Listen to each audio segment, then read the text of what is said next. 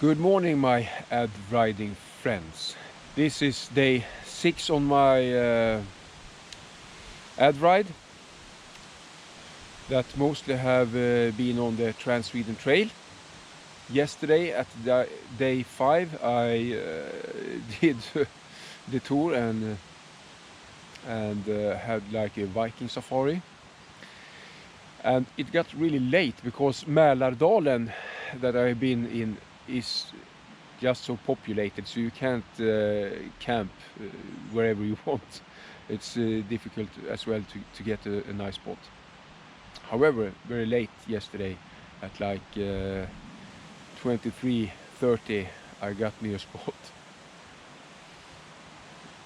However, I only found one tree, so I will show you how I had to deal with that. I used one of the straps to the tree that I got. And on the other end I have a tarp pole that I usually use for the tarp's front end, so I have an outlook if I have a nice spot and need the tarp. I also used the hammock strap and tied it to the top of the pole and just pegged it with a tarp peg in the loop that you normally use around the tree. And then on the other end I have the tarp. I just tricked out one of the tarp lines and just pegged it down with the tarp pegs. The other end that has the normal loop, I did an extra loop on the other end. This is the loop that is on these lines. Pretty neat setup. So I've slept on the ground but have the mosquito net and the hammock just lifted as a tent. I didn't need the tarp, otherwise I could use the tarp, of course. So just a tip, if you don't have a tree at all, then you just fasten the end that I set on the tree on your bike. Just be sure to fasten the strap in the bike end in a way that the bike can't tip on you if you do so. Really cool, don't you think so? It's rather early in the morning, so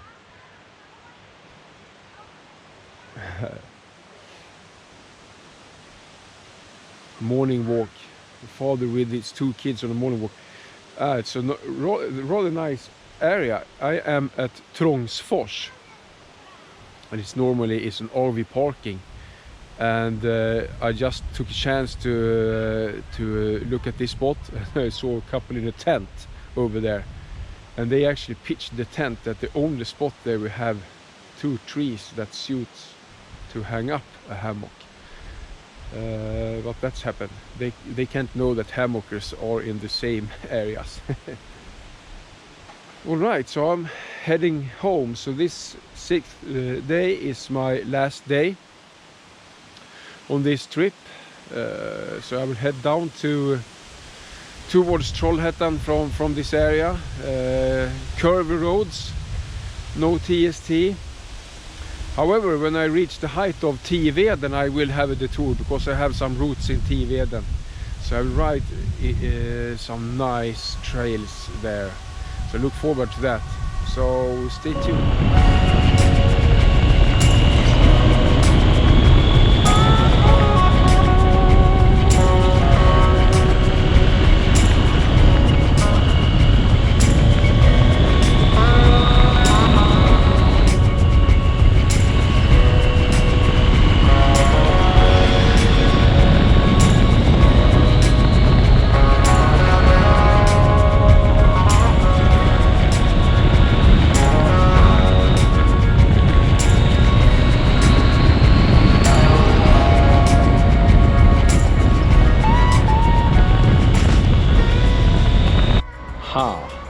Brunch time in Arboga. As I told you this morning, I did the curvy roads settings at my GPS or navigator to heading home. And that didn't disappoint me. Man, the curvy roads. Maybe the best curvy roads in Sweden are between Hallstahammar, Surahammar and Köping. So much fun. Asphalt, of course, in this case, but so fun. This machine does asphalt very good as well. Well, brunch time for me. No Trangia breakfast here. I'm just headed away. I met a retired colleague from my work. Go figure. In the middle of nowhere. Really nice. So I have a chat, so I got away pretty late. Yeah, brunch time.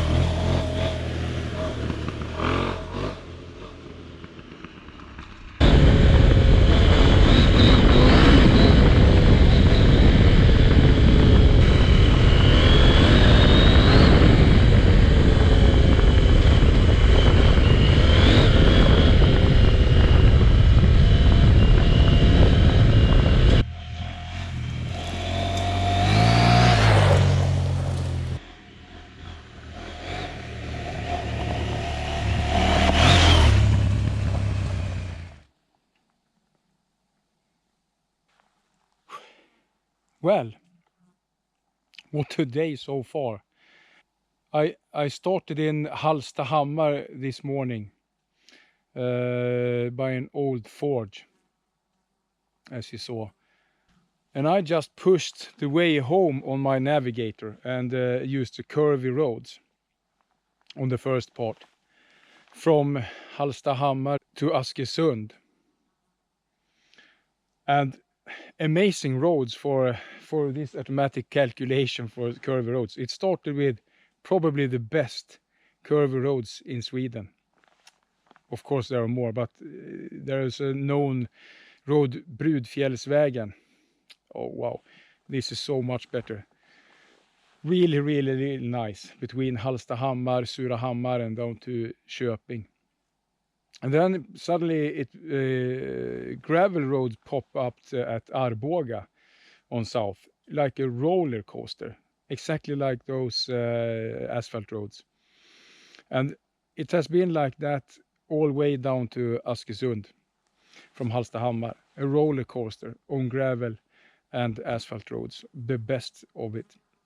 And then when I was in Askersund, I had myself a pizza. My supplies are empty since yesterday, so I have eaten breakfast on the road at cafes and a pizza in Askersund. And from Askersund, I just typed in to the navigator an old track that I had from Tiveden, where I'm right now, in beautiful, beautiful Tiveden. And it's a national park in middle of Sweden that offers hundreds of kilometers of double track roads and small gravel roads. It's amazing. It's amazing. And I typed in, as I said, an old route that I had going south. What a day. Best day since I was in Hälsingland and Gästrikland in the north, ride-wise. So beautiful. And it's time for me to wrap up this trip for you, because I'm closing up to getting home. It has been a fantastic trip. 6 days of pure joy of solo riding. So why are we doing this? Why are we doing this? I have not met many people. I have met one solo rider today, Tommy, on a Kawasaki. He rode the thru. He had downloaded a GPX file, and that actually is the same that I have since old times. Go figure. But cool tracks here. Cool tracks. Hundreds. I think it's like, if you go north and south on these tracks that I have, it's exactly like 500 kilometers of trails, like like this and better. It's like it's amazing. Question again, why are we doing this? Please comment on that one. I know why I'm doing this. It helps me to breathe, to be that lonely cowboy, or how you say it, self-reliance, solitude, and all the things that we like sometimes, to get out in the wild and ride and figure out your own things, your own minds, put them together in a great context with riding a bike. I have been ridden like at least 10 hours a day, because when I'm alone, I don't like to settle down by a lake like this early in the evening, say like from 16 hours. I like to sit down the last hours, maybe with a couple of beers, of course with a couple of beers, just kidding, and so on. I don't stay too early, because then I have nothing to do. I like to ride, so like 10 to 12 hours, someday even more, unfortunately, when things not going as planned. But then the adventure begins, as we used to say. These fast roads that I have been on in many parts of these trails has been it's hot, even if I ride on gravel. It has been fast road, pretty tough on the tires, so my pretty much already worn out Motoz RallZ before I started is now totally toasted after. This ride ends at about 2,800 kilometers that I have done in these 6 days. I took a chance when I started on these tires, but now I've toasted them totally, and that feels good. I get the best part of these tires after they already had their life, so to speak. How about that? Motoz RallZ. I really like these tires. If you look at the front, it's totally toasted as well. Of course it holds up some kilometers, but I will change both of them, of course, to fresh ones. I need that right now. Bike has been flawless totally flawless. The Mosko Moto Reckless 80 version 3, totally flawless. So versatile packing. Now it's in the 80 liters configuration. If you just want like less than 50 liters, if that's the only thing you need, you can take off the auxiliary pockets. You can take off that one and as well the high beaver tails. And it only has these small bags. So you can configure it how you like it. Most often when I go on solo rides and not camp outs, I only have this Stinger 22 on my rack. Not a single drop of oil is lost after this ride. I just love this bike. It does everything. Of course it was extremely heavy for me to lift when it tipped over on its side stand on my first day. So the side stand dig down in the ground in the down slope, down between roots. So I couldn't lift the bike without cutting some leveraging arms. That was a tough day, a really tough day. The bike is king for this kind of adventures. I think that was everything for now and the end of this fantastic journey for me. Now I will enter the van and do some van lifing with my missus Bibi. That will be very good. I think we will park at the beach. I've been so hot these days. It's like 30 degrees for several days. I just want to be on the beach and bath right now. However, I love this riding. How many hours a day? Doesn't matter. It's so great.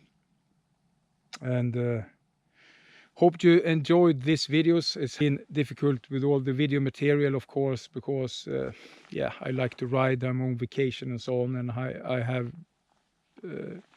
footage from occasionally situations and so on. No time for setting up tripods and so on at all. Just some of it. I hope you enjoy your rides and other adventures this summer, no matter what. See you on the next one. And I just figured out today, the last day, how convenient it is with an adventure helmet to not ride with the goggles when you're riding solo. Go figure on the last day, because I always use those goggles. It's so nice and airy and yeah, not that hot either. Go figure about that one. Ciao.